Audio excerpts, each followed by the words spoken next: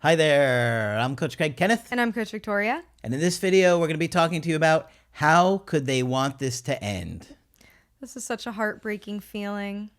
Yes, I have openly talked about this one many times, and it is very difficult to sit there and feel like I just don't understand how they could be okay with losing me. How could they walk away from this relationship? In my case, it was a really good relationship where I thought, we got along great and there were no issues. So it was shocking and devastating. So if you're in a situation where you weren't fighting or arguing or didn't see it coming at all, it makes it even worse. Mm-hmm. So it can be very painful and feel very painful to think about and try and understand why somebody would do it. Yeah, so we're going to talk about this because it can be really confusing. You might be thinking, why do they want this to end? It is so nice. Are we not both enjoying this relationship? Why would you want it to be over? So one of the first things for you to realize is that their concerns about the relationship have overshadowed their hopes about it. A lot of times when somebody gets to the point where they're making that decision to break up, they're feeling a lot more hopeless about the relationship because of things that they've experienced through it.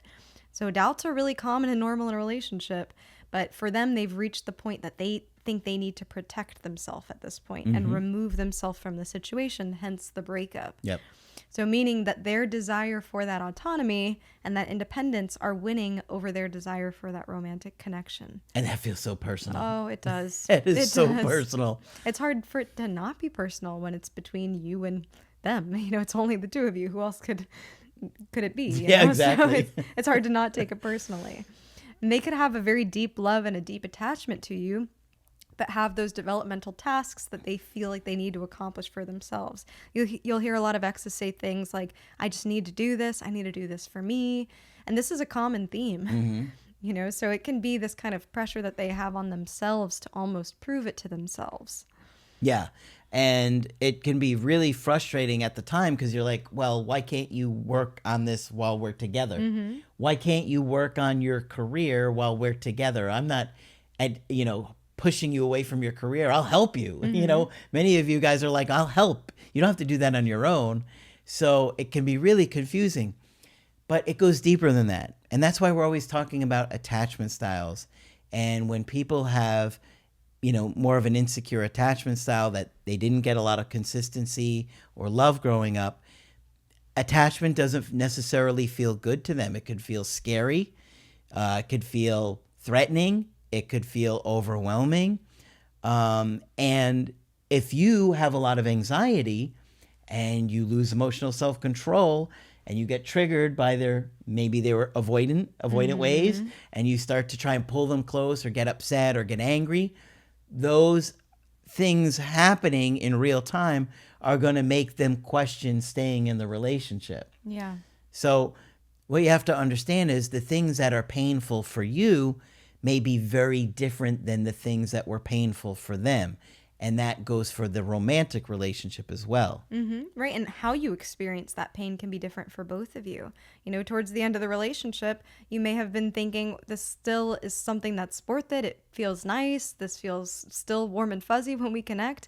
But for somebody who has attachment insecurities, it could not feel that way. For them, that connection could feel really threatening or scary and not be all warm and fuzzy. So in your mind, you're thinking, how could you not want this? And in their mind, they're thinking, I'm scared. I'm terrified. This doesn't feel good. And so we have to be able to empathize to some degree with our ex on this, because it's going to be hard for them to express their own unique experience in this. It's kind of like how in families and working with families, sometimes siblings will have completely different recollections, experiences, emotions from being in that family. And it's pretty wild because you're thinking, both of you were in the same household. How could you have such different experiences? Yeah, it's so true. It really is. So that kind of connection and experience can be something that's unique to them. Now, this doesn't devalue the relationship. We're not saying that the relationship didn't matter to them, but what they deem as important enough to break up is probably really important to them. I'm not saying that the relationship didn't matter. I'm saying that their reasons to break up were very real, and we have to be able to see that for what it is. It could be tough when it's so different, because for you it could be like, but that's such a minor thing. And then it's like, and they're giving you this reason. You're like, this doesn't make sense. Yeah. And you might be thinking, well, I would have never broken up over that. Yep. I would have wanted to see this through and work on it. Right. But for them, they feel like it's very real and we have to be able to take that seriously. Yep. We have to be able to accept their decision because it's part of acknowledging their pain in all of this. It's really tough. And you're overwhelmed with so many different feelings and fears and thoughts, and understanding that some people see things different than you is not easy to do. But if you're in no contact and really thinking about everything and who they are, who you are, how the relationship went, the struggles that you had or didn't have, or maybe struggles you didn't even realize they had, and you start to understand them a little bit better, it can give you a whole new perspective. So that's why we're always telling you to educate yourself, do the work in no contact.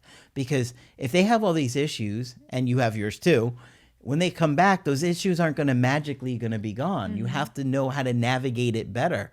That's why we're saying do the work in no contact, because when you do that work and they come back, you're going to navigate those things much easier, and you're going to be less likely to get into those same arguments, or you're going to realize the things that trigger them, and you're going to minimize those things from happening.